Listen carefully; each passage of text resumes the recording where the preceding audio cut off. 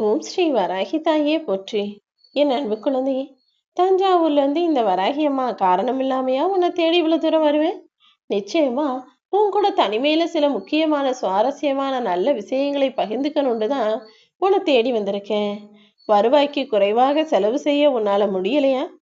என்னதான் செலவு பார்த்து பார்த்து செஞ்சாலும் வருவாய்க்கு மிஞ்சியதா போயிருதேம்மான்னு நீ கலங்குறது எனக்கு தெரியும். நீ மட்டும் வரவுக்கேற்றாற் போல செலவு செய்ய கத்துக்கிட்டீனா உன்னை விட பணக்காரர் இந்த உலகத்துல யாருமே இருக்க முடியாது. ஏன்னா முதல்லலாம் செலவு அதிகமா இருக்கு செலவு அதிகமா இருக்குன்னு சொல்லி மனசு கஷ்டப்பட்ட. அப்புறம் உனக்காக கொஞ்சம் வரவை அதிகப்படுத்தினேன். அப்ப கூட அந்த வரவுக்கு ஏற்ற மாதிரி புது செலவை நீ கண்டுபிடிக்கிறியே தவிர இன்னும் கொஞ்சம் சேமிப்பை அதிகப்படுத்திட்டு செலவை குறைக்கலான்ற எண்ணம் உனக்குள்ள வரவில்லையா என் செல்லமே? நான் சொல்றத கேளு.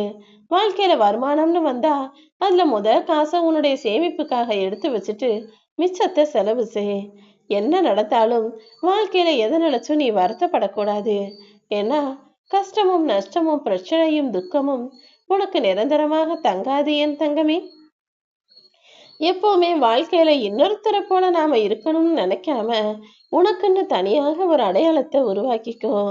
கஷ்டப்பட்டுக்கிட்டே இருக்கிறவனுக்கு சிரிப்பு இருக்காது. சிரிச்சுக்கிட்டே இருக்கிறவன்கிட்ட கஷ்டம் தங்காது. ஆனா கஷ்டம் வரும்போதும் நீ சிரிக்க தெரிஞ்சிட்டினா உனக்கு தோல்வியே இருக்காது. எப்போதும் என்ன சூழ்நிலை வந்தாலும் சிரிக்கக்கூடிய ஆளாக, சந்தோஷமாக முகத்தை வச்சுக்கக்கூடிய ஆளாக நீ இரு.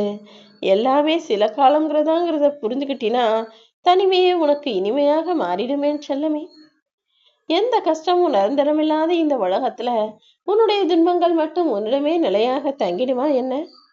எப்பவுமே நீ அடுத்து என்ன செய்யணுன்ற அடுத்த விஷயத்தை பற்றி மட்டும்தான் சிந்தனை செய்யணுமே தவிர இப்போ ஏன் இப்படி நடந்துச்சு, இப்ப நம்ம சுத்தி இருக்கிறவங்க என்ன நினைப்பாங்கன்னு அடுத்தவர்களை பற்றி ஒருபோதும் யோசிக்காத.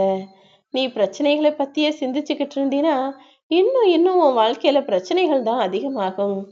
அதுக்கு பதிலா அடுத்து நாம என்ன செய்யணும், இதுக்கு தீர்வு என்னன்னு அடுத்த விஷயத்தை பத்தி சிந்திச்சினா அது சரியாவதற்கான வாய்ப்புகள் நிறைய உன் புத்தியில தோன்றும். உன் மன சிந்தனையிலும் அதை நானே உனக்கு காட்டுவேன் என் தங்கமே. நடந்ததையே நினைச்சு அழுதுகிட்டு இருந்தீனா அது வாழ்க்கை கிடையாது. ஆனா உன்னை அழ வைத்தவர்கள் முன்பாக சிரித்த முகத்தோடு வாழ்ந்து காட்டுவதுதான் வாழ்க்கைன்றதை நீ புரிஞ்சுக்கோ. யாரெல்லாம் நீ நல்லா இருக்க கூடாதுன்னு நினைச்சாங்களோ, யாரெல்லாம் நீ கஷ்டப்படணும்னு நினைச்சாங்களோ அவங்க கண்ணு முன்னால நீ சிரிச்சு சந்தோஷமாக வாழணும் என்பதுதான் இந்த அம்மாவின் ஆசை. இங்கு யாருமே உன்னை காயப்படுத்தவில்லை. நீயாகவே அடுத்தவர் வார்த்தைகளுக்கு தேவைக்கு அதிகமாக முக்கியத்துவம் கொடுத்து ஒண்ணு காயப்படுத்திக்கிறேன்னு தான் நான் சொல்லுவேன். ஏன்னா அடுத்தவன் 1000 சொல்லுவான். நீயே அதையெல்லாம் யோசிக்கணும். நீயே அதையெல்லாம் உன் மனசுக்குள்ள யோசனைகளை கொடுத்து அதை பத்தி யோசிக்கிற. யார் என்ன சொன்னாலும் அதை பற்றி யோசிக்காம மறக்கும் குணம் உனக்குள்ள இருந்தா இறக்கும் வரையிலும் எந்த சுமைகளும் உனக்குள்ள தங்காது. ஏன் இப்படி சொல்றேன்னா, சில நஞ்சு கலந்த நெஞ்சங்கள் உன்னை சுத்தி இருக்கதான் செய்வாங்க. 1000 பேர் உனக்கு எதிராக 1000 விஷயங்களையும் செஞ்சாலும் சொன்னாலும் இதை பத்தியும் கவலைப்படாம எல்லாம் நன்மைக்கேன்னு நல்ல விஷயங்களை நினைச்சு போய்கிட்டே இரு. உனக்கு கெட்டது செய்யறவங்களுடைய வேஷம் எல்லாம் ஒரு நாள் கலைந்து போகும். அப்போ அவங்க தான் செஞ்ச தவறை உணர்ந்து உன்கிட்ட மன்னிப்பு கேட்பாங்க. நீ செஞ்ச நன்றியை அடுத்தவர்கள் மறந்து போகலாம். அதை மறந்துட்டு 4 புறமும் நாக்க போட்டு உன்னை பத்தி 4 விதமா பேசலாம். யார் என்ன சொன்னாலும் கவலைப்படாத. நீ நல்லா இருக்கணும்னு நினைக்கிறவங்களோட நீ எப்போதும் இருக்க பழகு.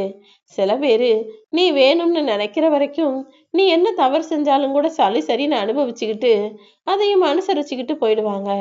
ஆனா என்னைக்கு நீ தேவையில்லைன்னு நினைக்கிறாங்களோ அப்போதே உன்னுடைய சின்ன சின்ன தப்புகளை கூட பெருசா எடுத்து சொல்லி உன்னை விட்டு விலகி போகதான் பார்ப்பாங்க. எப்போதும் எந்த சூழ்நிலையிலும் எந்த கெடுதலோ தவறோ செய்யாத ஆளாக இருந்துவிடு. சந்தோஷத்துல கிடைக்கிற அனுபவத்தை விட வழியில கிடைக்கிற அனுபவத்துக்கு தான் வளமும் தெளிவும் அதிகம். வலியும் வேதனையும் எல்லார் மனசுக்குள்ளே இருக்கு. அதன் மூலமா நீ பாடத்தை கத்துக்கணுமே தவிர தேவையில்லாம கண்டதையும் நினைச்சு கவலைப்பட்டுக்கிட்டே வாழ்நாளை வீணாக்கிட கூடாது. முதல்ல நீ போராட வேண்டியது உன்னுடன் தான் என்பதை புரிந்து கொள் என் தங்கமே. ஏன் தெரியுமா உன் கூட உன்னை போராட சொல்றேன்? உன் வாழ்க்கையில நடக்கிற எல்லா விஷயத்திற்கும் முதல் காரணமாக இருக்கிறது நீ மட்டும்தான். அதனால இனிமே எந்த தவறும் உன் மூலமாக உன் வாழ்க்கையில நடந்துடக்கூடாதுன்றதுல நீ உறுதியோட உன்னுடைய நல்ல செயல்களுக்கு எதிராக இருந்துடாம தீய செயல்களுக்கு எதிராக போராடி உன்னை நீயே சரி செஞ்சுக்க பழகு. சங்கடம்னு வந்தவங்க கிட்ட போய் தத்துவமோ அறிவுரையோ சொல்லாம முடிஞ்ச அளவுக்கு அவங்களுக்கு தீர்வை கொடுக்க பாரு. அது மூலமாகத்தான் உறவு பலப்படும். அதை விட்டுட்டு ஏற்கனவே கஷ்டத்திலையும் வருத்தத்திலையும் உன்னை தேடி வந்தவங்க கிட்ட போய் நீ செஞ்சது இதுதான் தப்புன்னு மேலும் குத்தி காட்டி அவன் மனசை காயப்படுத்த வேணாம். உன்னுடைய வயசு எவ்வளோன்றதை பார்த்து அடுத்தவன் மரியாதை கொடுக்க கூடாது.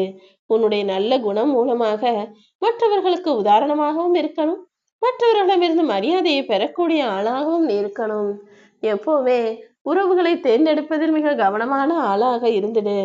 ஏன்னா உனக்கு நிம்மதியை தர்றதே அவங்கதான். உன்னை சுத்தி இருக்கிற மனிதர்கள் மூலமாக தான் உனக்கு நிம்மதி வருவதும் போவதுமாக இருக்கு.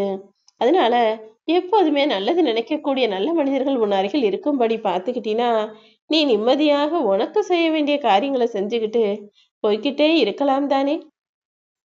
மனிதர்களை தவிர்த்து வேறு எதன் மூலமாகலாம் உனக்கு நிம்மதி கிடைக்கும்னு நல்லா யோசிச்சு பாரு.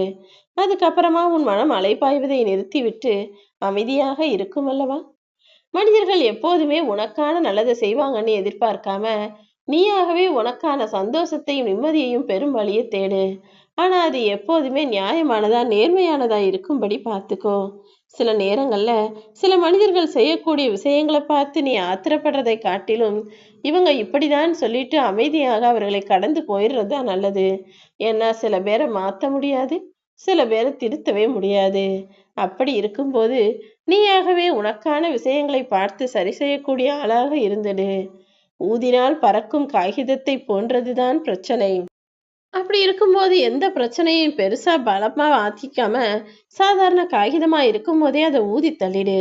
அதை விட்டுட்டு அந்த காகிதத்தின் மீது கவலைங்கிற பேப்பர் வெயிட்டை தூக்கி வச்சினா அந்த பிரச்சனை உன்னை விட்டு அகலாம உன் கூடவே தங்கிடும். பிரச்சனைனா வரதான் செய்யும்னு அதை நினைச்சு கவலைப்படுறதை விட்டுட்டு அடுத்து என்ன செய்யணும்னு பார்த்துட்டு போய்கிட்டே இரு. உன்னை நிராகரிக்கும் மனிதர்கள் யாராக இருந்தாலும் அவங்க கிட்ட போய் ஏன் இப்படி செய்றீங்கன்னு காரணம் தேடாமல் நீயும் அவர்களை நிராகரித்து நடந்து போக கத்துக்கோ. அதுதான் உனக்கு நல்லது. ஏன்னா இங்க இருக்கக்கூடிய நியாயங்கள் எல்லாமே ஒவ்வொருவருக்கும் அவங்களுக்கு ஏற்ற மாதிரி சாதகமா வச்சிருக்காங்க. மனசாட்சி இல்லாதவங்கிட்ட போய் நீ நியாயம் கேட்கறதும் தீர்ப்பு கேட்கறதும் தவறானதுன்னு புரிஞ்சுக்கிட்டு அவங்கள விட்டு மௌனமாக விலகி போய்விடு செல்லமே. இப்போ உன் முகம் எப்படிப்பட்டதா இருக்குன்னு பார்க்கணும்னா நீ போய் கண்ணாடியில தானே அழகு பார்க்குற. அப்படி உன் உடலின் அழகை கண்ணாடி காட்டுவது போல உன்னுடைய உள்ளம் எப்படிப்பட்ட அழகானதாக இருக்கின்றத உன்னுடைய சொல்லும் செயலும் வெளிப்படுத்திவிடும்.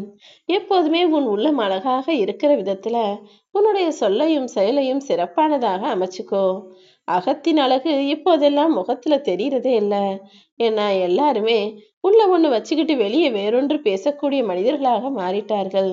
நீ அப்படி இருக்காம எப்போதும் எல்லாரிடமும் யதார்த்தமாக உண்மையை பேசக்கூடிய ஆளாக, சூழ்நிலைக்கு ஏற்றாற் போல அமைதியாக இருக்கக்கூடிய ஆளாகவும் மாறிடு. இனி எல்லாமே உனக்கு நல்லதாக நடப்பதற்கு இந்த வராகி அம்மா துணை இருப்பேன்.